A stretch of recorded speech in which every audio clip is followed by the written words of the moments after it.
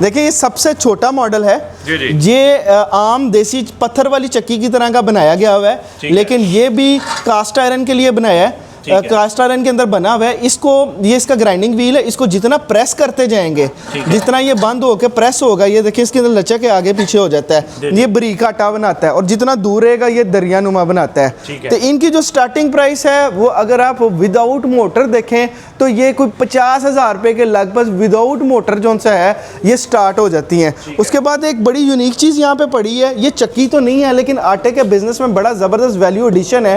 ये जिन लोगों ने फाइन आटा बनाना होता है और वीट की जो स्किन है उसको साफ़ करना चाहते हैं, जिसको हम चोखर कहते हैं, ये उसका फाइबर को चोखर को निकाल देती है और आप फाइन वाइट आटा ज़्यादा बना सकते हैं। ये purely wheat skin piling machine है और इसके साथ आप अनाज की सफाई करके उसकी सरफेस को ग्राइंड करके पीस सकते हैं अगर आपने फाइन आटा ज़्यादा बनाना है।